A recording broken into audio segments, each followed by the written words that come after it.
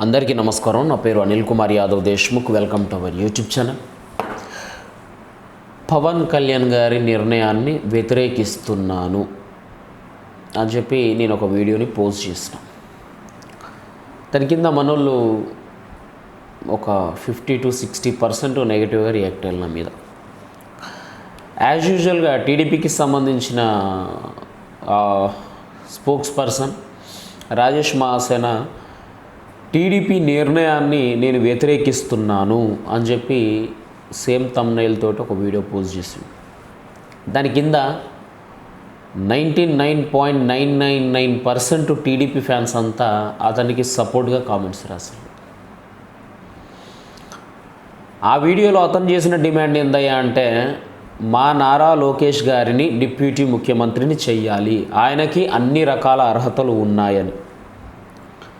నేను పవన్ గారి నిర్ణయాన్ని వ్యతిరేకిస్తున్నాను అని చెప్పి నేను చేసిన డిమాండ్ ఏందయ్యా అని అడిగితే, మా పవన్ కళ్యాణ్ గారిని ముఖ్యమంత్రిని చేయాలి, అదేవిధంగా రాజేష్ మహాసేన కోరుకున్న విధంగా లోకేష్ గారిని డిప్యూటీ ముఖ్యమంత్రిని చేయాలి, ఎందుకంటే మా పవన్ కళ్యాణ్ గారికి ముఖ్యమంత్రి అవ్వడానికి అన్ని రకాలైన అర్హతలు ఉన్నాయి కాబట్టి అని చెప్పి నేను మాట్లాడినా.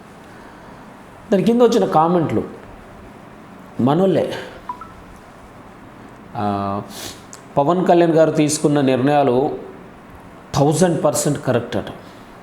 తర్వాత 12 సంవత్సరాలుగా ఒక్కడే పార్టీని నడుపుకుంటూ వచ్చిన పవన్ కళ్యాణ్ గారికి తెలియదా, ఎందుకయ్యా కాస్తో కూస్తో ఉన్న గౌరవాన్ని పోగొట్టుకుంటున్నారు? కళ్యాణ్, దిలీప్, రాజేష్ మహాసేన నువ్వు ఆపండయ్యా బాబు, ఆయనకు అన్నీ తెలుసు అని చెప్పిళ్ళు. ఎవరికి చెప్పింది? మనోళ్ళు.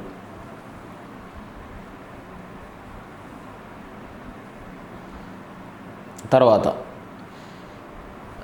రాజకీయం నువ్వు అనుకున్నంత సింపుల్గా ఉండదు తమ్ముడు. పవన్ కళ్యాణ్ ఇప్పుడిప్పుడే తనను తాను నిరూపించుకుంటున్నాడు, జనాలు కూడా ఆదరిస్తున్నారు. ఎలక్షన్కి ముందు నేనే ముఖ్యమంత్రి కావాలంటే ఒంటరిగా వెళ్తే ఏమవుతుందో తెలుసు కదా, సీట్లు రావు అని చెప్పి జనసేనకి సంబంధించిన వాళ్ళు రియాక్ట్ అయ్యారు.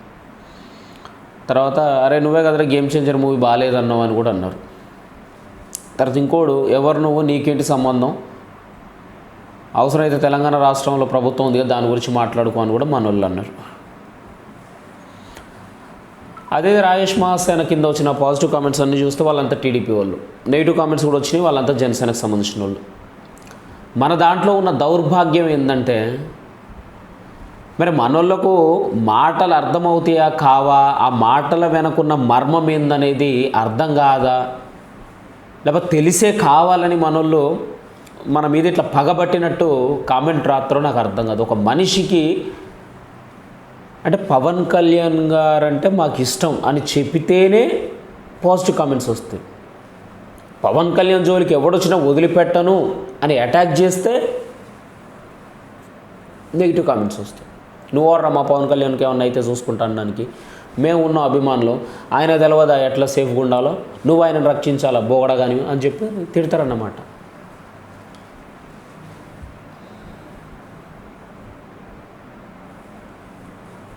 భయం అవుతుంది నిజంగా. అంటే ఒకసారి చూడండి, రాజేష్ మహాసేన ఆయన కూడా టీడీపీకి కట్టుబడే ఉండాలి కదా, వాళ్ళ నాయకులు నేతలు వాళ్ళు కూడా చంద్రబాబు నాయుడు గారి మాట శిరోధార్యంగా భావించాలి కదా.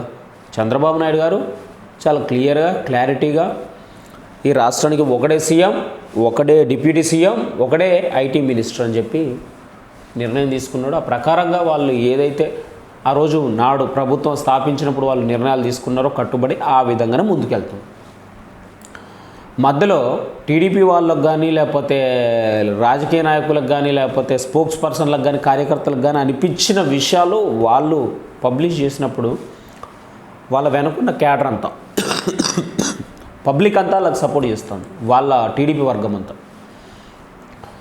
మరి మననే నాయకుడు కూడా ఇంకొక లెవెల్కి వెళ్ళాలని మనోళ్ళు కోరుకున్నప్పుడు, మాకు నాయకుడి మాట శిరోధార్యం, నువ్వు ఓవర్ మధ్యలో మాట్లాడడానికి అసలు నీ తెలంగాణ అని చెప్పి అంటారు.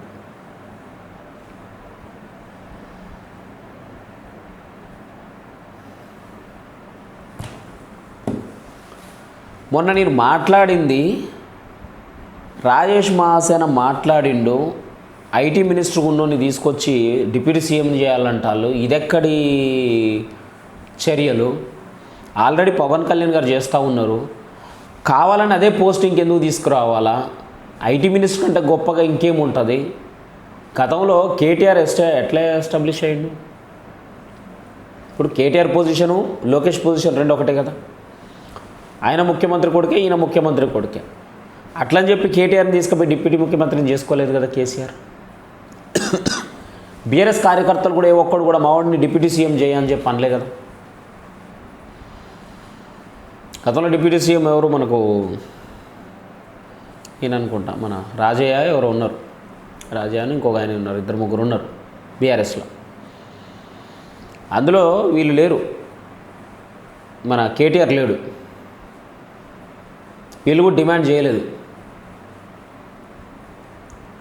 మరి వాళ్ళు డిమాండ్ చేసినప్పుడు వాళ్ళు కోరికలు కోరుకున్నట్టే మనకు కూడా కోరికలు ఉంటాయి కదా. నా కోరిక నేను చెప్పి కళ్యాణ్ గారు మీరు డిప్యూటీ సీఎంగా నిర్ణయం తీసుకున్నారు, అది మాకు నచ్చలేదు, మీరు ముఖ్యమంత్రి అవ్వాలండి అని నేను వీడియో చేస్తే నన్ను తిడతారు. అదే అవతలోడు చేస్తే కరెక్ట్ టైంలో కరెక్ట్ వీడియో చేసినాం అని చెప్పి ఈరోజు దాన్ని డిబేట్లలో కూడా పెడతా ఉన్నారు.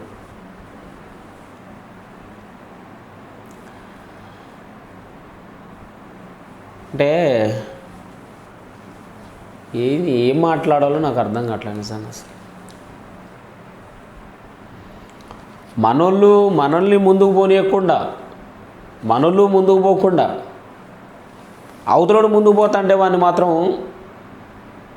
అవతలలో అందరూ సపోర్ట్ చేస్తారు. మన దాంట్లో మాత్రం అది లేదు. నిజంగా అది మరి మనోళ్ళే నన్ను ఇట్లా చేసిరా లేకపోతే ఏ ముసుగులు ఇంకొకరు చేసిరా అనేది కూడా నాకు అర్థం కావట్లా. కొన్ని ఐడియాలు అయితే ఒరిజినల్ ఐడియాస్ అవి. ఎందుకంటే గతంలో జనసేనకు సంబంధించి పాజిటివ్ వీడియోలు మాట్లాడినప్పుడు పాజిటివ్గా పెట్టిన కామెంట్లు ఉన్నాయి, ఫ్లాష్ బ్యాక్ తీస్తూ కొన్ని. మరి వాళ్ళకేం రోగం వచ్చిందో నాకు అర్థం కాలే. ఇప్పుడు నారా లోకేష్ని సడన్గా ఐటీ నుంచి తీసుకొచ్చి ఐటీలో వండర్స్ చేయలేరా? నేను ఇప్పుడు మాట్లాడుతానా? పార్టీ నుంచి గైడ్లైన్స్ రావాలో వచ్చిన తర్వాతనే మాట్లాడాలని వచ్చు. వాళ్ళకే గైడ్లైన్స్ వచ్చింది, వాళ్ళకు కూడా ఏం రాలే కదా. మరి వాళ్ళు ఆగుతారు కదా, వాళ్ళు వాగినప్పుడు మనం కూడా మాట్లాడాలి కదా. ఐటీలో ఉండి అద్భుతాలు చేయలేరా? కేటీఆర్ ఐటీ మినిస్టర్ ఉండే కదా ఒక గొప్ప నాయకుడు అయింది. ఐటీ మినిస్టర్ ఉండే కదా మహేష్ బాబు గారితో కూర్చొని ఇంటర్వ్యూ చేసింది. ఐటీ మినిస్టర్ అయ్యే కదా సెలబ్రిటీస్ అందరితోటి ఆయన ఒక మంచి ప్రోగ్రామ్స్ కండక్ట్ చేసుకొచ్చింది. ఐటీ మినిస్టర్ ఉండే కదా జనాలందరి దగ్గర పోయి కలిసి వచ్చింది.